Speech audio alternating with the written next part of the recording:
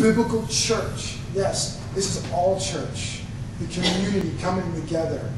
This is a great gift that it is. To come to be encouraged.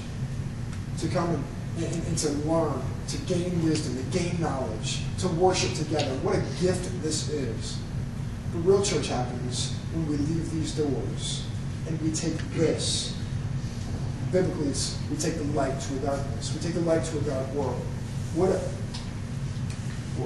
brilliant notion that God has used us, broken humanity, to do that. It's brilliant. But again, if we just show up to church on a Sunday morning, on a Thursday night, on a Sunday night, and the only source of learning happens then, Christianity is not going to make sense. Following Jesus will not make sense. Why? Because it's every single day. That's why no longer is it acceptable to call ourselves followers of Christ if all we do is show up. That makes some of us uncomfortable, doesn't it? That makes some of us extremely uncomfortable. But it's time that we really break down the Scriptures for what the Scriptures say.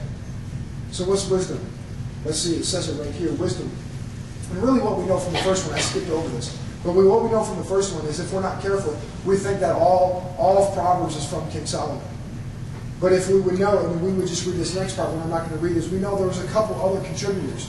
We know that chapter 30, it says here, was contributed from Agar. We know that chapter 31 was contributed from King Lemuel. And we know that later on, 250 years later, King Hezekiah, he adds some Proverbs in there. And so as the collection and the contribution comes, and again, we wouldn't have known that. We would have just said, this is from all of King Solomon. But what do we know about King Solomon? Again, if we would just learn some context, just from reading a few blurbs in our study Bible, we would learn that King Solomon married an Egyptian princess. And so what happened to King Solomon, what we know, again, and I could go back to it if we had a little bit more time here, we could go back to Kings, to 1 Kings, and in 1 Kings, this is where we learn in 1 Kings that all of the wisdom and all of the wealth that was given to Solomon in 1 Kings chapter 4, verses 29 through 34. Read it on your own. This is all the wisdom that was given to Solomon.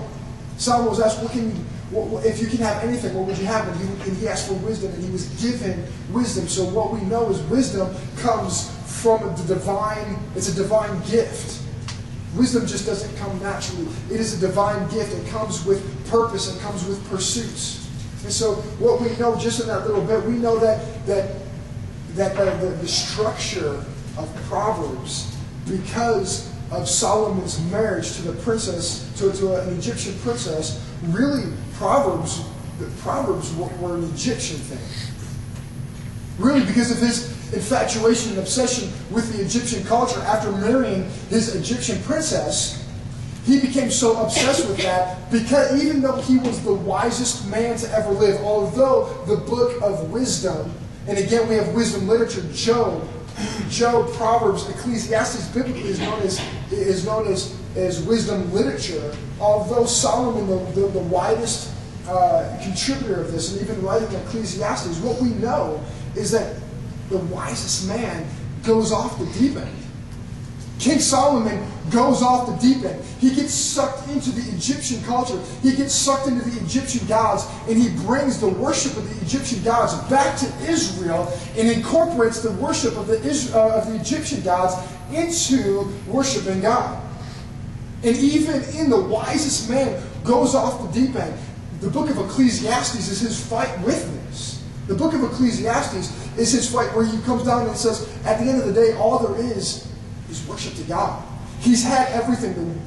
Arguably the richest man to ever live. Arguably holds the most wisdom of anyone ever lived. And still is in desperation of God. Is still in desperation of an intimate relationship with God. Who had everything at his fingertips, everything at his disposal, and still goes off the deep end.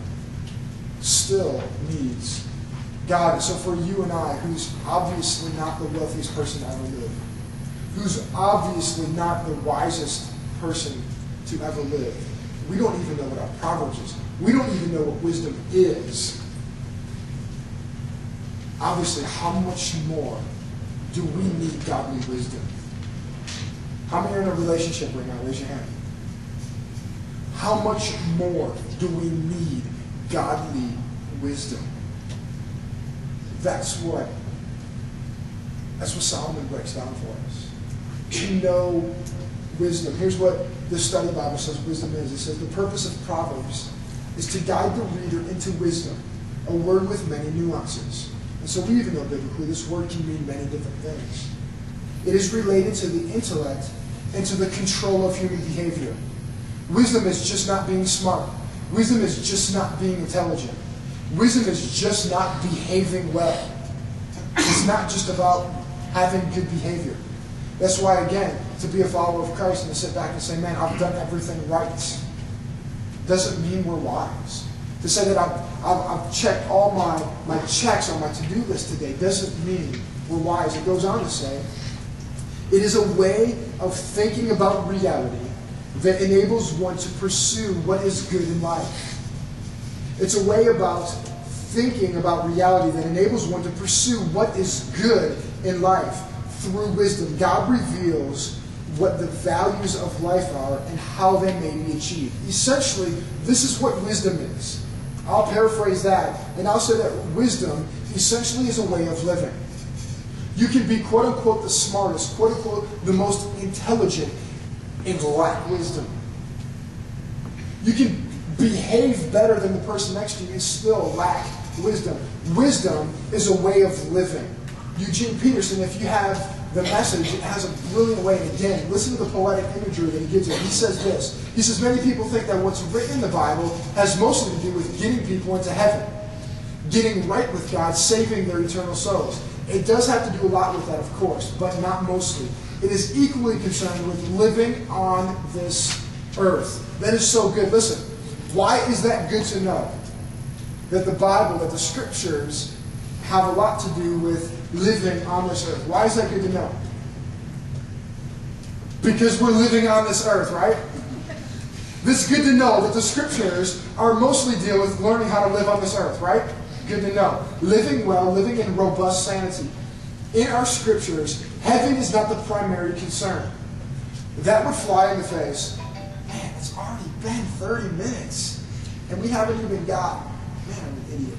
Let me break this down. Listen, a few more minutes.